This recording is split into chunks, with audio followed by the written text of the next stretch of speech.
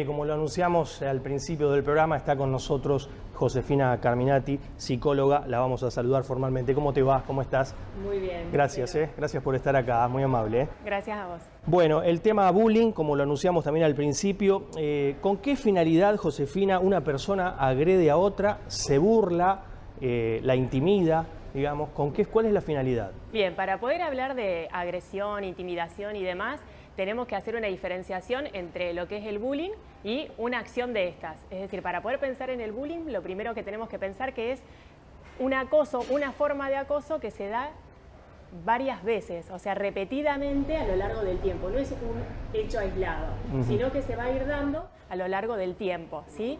Para poder pensar la finalidad entonces y entendiéndolo como tal, el bullying tiene diferentes tipos de acciones y conductas. Tenemos las agresiones físicas, tenemos, por ejemplo, también las psicológicas, que tienen que ver con la difamación de un rumor o ignorar activamente a algún par. El bullying se da particularmente en la institución escolar y se da entre pares, ¿no? Fundamentalmente, la persona que la ejerce, que podemos pensar que hay tres tipos de actores, digamos, que están involucrados en este tipo de acoso. En principio está el agresor, ¿sí? Está la víctima, que muchas veces puede ser víctima y agresor al mismo tiempo, y están lo que se denominan los espectadores. Bien, entonces, la persona que genera el bullying o genera esa conducta de acoso, en principio tiene que ver a nivel social en poder sostener un estatus, ¿sí? Y de poder ser reconocido en ese grupo de pares desde esta forma de relacionarse y que generalmente carece de empatía y que muchas veces llega a casos de violencia o de maltrato. Yo leía días pasados sobre el tema y encontré un tema que me pareció importantísimo tratarlo y consultarte. Esto de que siempre la víctima tiene baja autoestima en este caso. Bien, es una autoestima, está buena la pregunta, porque en realidad la autoestima está construida, ¿sí?, en función de cómo yo me percibo en relación a lo que voy haciendo y cómo voy construyendo a partir de lo que me dicen los otros.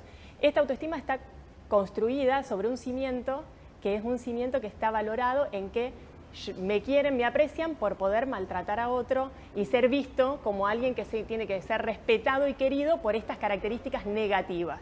¿Me explico? O sea, que es una autoestima que en realidad está, pero está construida a partir de un cimiento que es negativo. ¿Y cómo hacemos cómo hace la persona que, digamos, es introvertida, aquella que se guarda todo, que no exterioriza?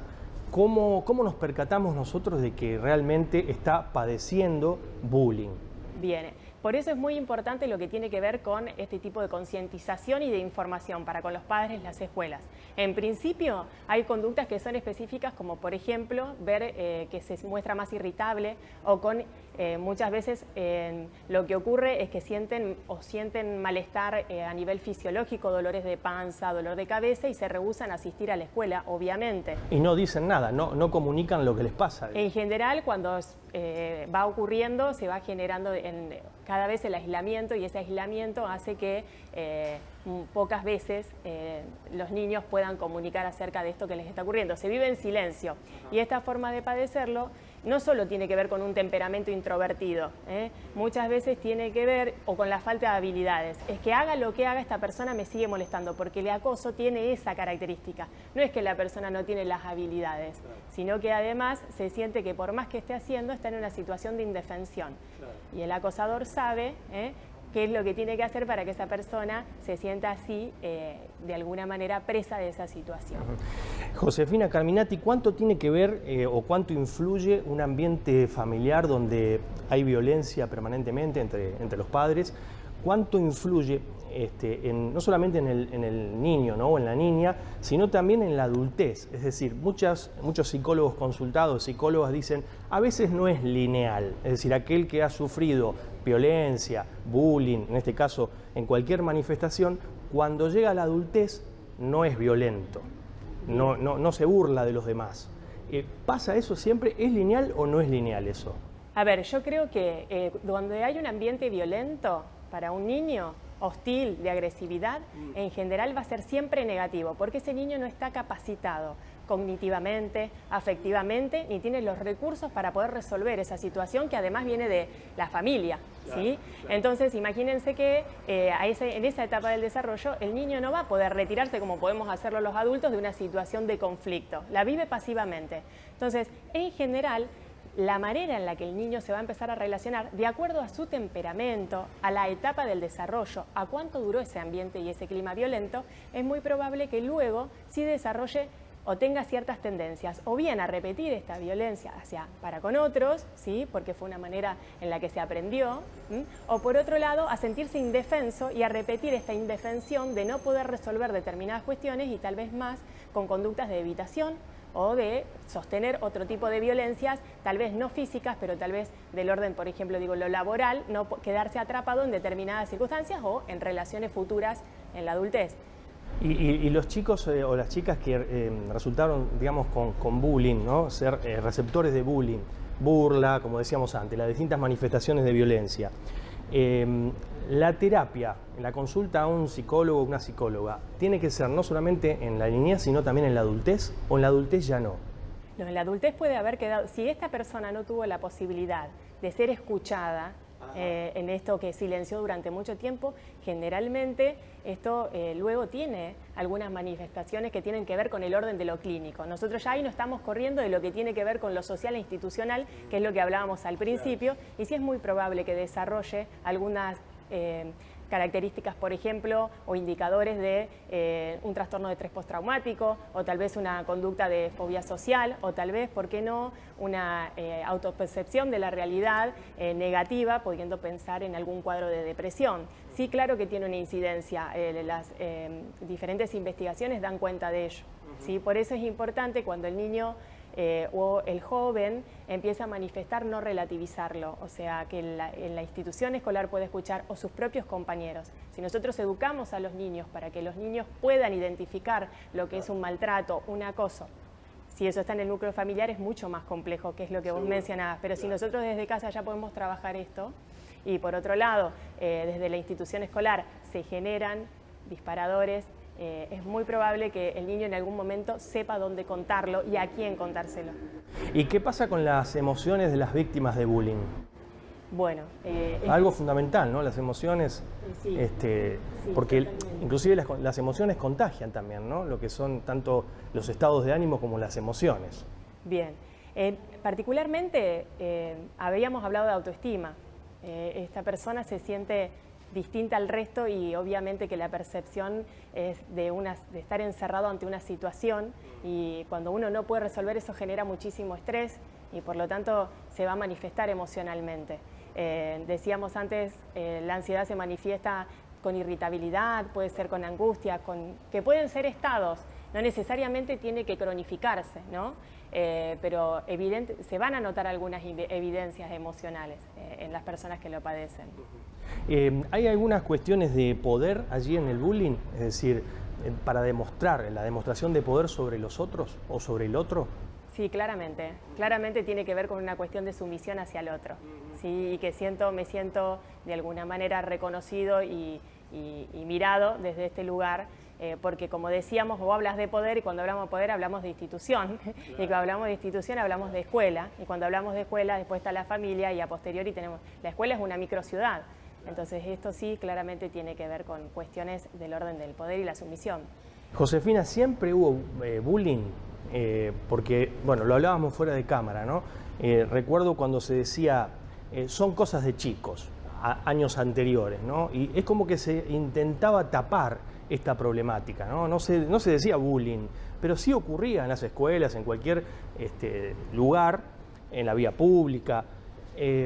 ¿Cómo es esto, este tema, ¿no? Es interesante porque... Bien. Son dos ejes muy importantes los que planteas. El primero tiene que ver que sí, existió siempre. Es más, si nosotros hacemos el ejercicio de poder pensarnos nosotros en la infancia, o vimos y ahora conocemos lo que es el bullying, ¿sí? O lo sufrimos, o quien no lo puede haber desarrollado, que no significa que no se pueda modificar. Por otra parte, hay una cuestión que vos planteás en esto de decir son cosas de niños, ese es el segundo punto más importante, que en ese caso y en esa enunciación lo que hacemos en realidad es naturalizar un fenómeno y retraumatizar, porque si ese niño llegó a un lugar en donde quiso confiar o alguien lo vio y lo naturalizó, ese niño queda doblemente indefenso ante la situación. Tremendo. Entonces creo que la mejor manera es no silenciar ni hacer oídos sordos, sino cuando lo identificamos poder denunciarlo y poder acompañar a nuestros niños en ese proceso. ¿Cuánto influyen los medios de comunicación en esto, ¿no? Con sus programas de violencia, donde permanentemente pasan agravios, sea verbales, sean físicos? ¿Cuánto influyen los medios, ¿no? en esto? Bien, como todo, los medios de comunicación pueden tener una parte positiva y negativa. Desde este lugar, como desde la noticia, desde el niño que es filmado o donde se reproducen videos, porque también tiene que ver con esto cuando ya pasamos a lo que es el ciberbullying, por ejemplo. Claro. Bueno, en este caso es un factor bastante negativo, digamos, porque sigue modelando ese nivel de violencia. Pero si nosotros pensamos que es una manera de que los niños y los jóvenes se comunican también y están en relación con las tecnologías, puede ser un gran desafío generar espacios o videos o disparadores a nivel audiovisual que tengan llegada a los jóvenes y niños y que de alguna manera los vaya concientizando y educando y viendo que esto es algo que se puede trabajar entre todos. Decías ciberbullying, vale la aclaración, es abuso, acoso a través de las redes sociales, ¿no? ¿Cuánto tienen que estar atentos los padres, ¿no? Los adultos en este tema, porque están permanentemente, hay denuncias permanentes de acoso a través de las redes sociales, ¿no? Es un fenómeno muchísimo más complejo que el acoso escolar, por las características que tiene la tecnología. Es más complejo porque en realidad la posibilidad de divulgación que tenga esa información, además generalmente se da en el anonimato, y además que ese acoso en general es mucho más repetido y se hace a cualquier hora, no es solamente cuando se ocurre en el momento que el niño o el joven va a la escuela. Entonces tiene características del orden más complejo de abordar, pero la familia al momento de poder presentar un dispositivo tecnológico tiene que generar puntos de contacto no tiene que ver cuánto tiempo pasa el niño en este caso, también en el contenido de lo que ven y poder ir educando en que a veces son los propios compañeros los que ejercen el ciberbullying y que no tiene que ver con un desconocido que aparece, sino que tiene que ver con grupos de pares y a veces lo que parece un chiste termina siendo una réplica y ahí es donde aparece realmente el acoso hacia esa persona. Mira, yo te agradezco muchísimo, en realidad te agradecemos todos los que estamos acá, la participación en línea directa. Y antes de cerrar, si puede ser breve, vos sabés que te quiero consultar, porque días pasados leía las secuelas que está dejando en el organismo el COVID, ¿no? Esto de la pandemia, lo que estamos padeciendo, afrontando a nivel mundial, además de problemas respiratorios, cardíacos. También me llamó la atención, y bueno, desde la psicología, cómo se aborda esto, ¿no? Hay mucha gente con ataques de pánico, con insomnio, con distracciones. Me llamaba la atención, leía a un médico, psiquiatra, decir que hay insomnio y hasta lentitud mental. Son algunas de las secuelas que deja el COVID. ¿Cómo se aborda ahí, ¿no? Ese tema? Me interesa consultártelo. Bien, en principio cuando aparecen estos indicadores lo mejor que podemos hacer es contactarnos con un profesional y ya tiene que tener un abordaje individual y terapéutico para poder disminuir el nivel de estrés que generó el impacto de la enfermedad en sí misma y después de las secuelas orgánicas y fisiológicas que ha generado, porque bueno, necesitan acompañamiento para aquellas personas que han tenido, digamos, esta enfermedad. Sí.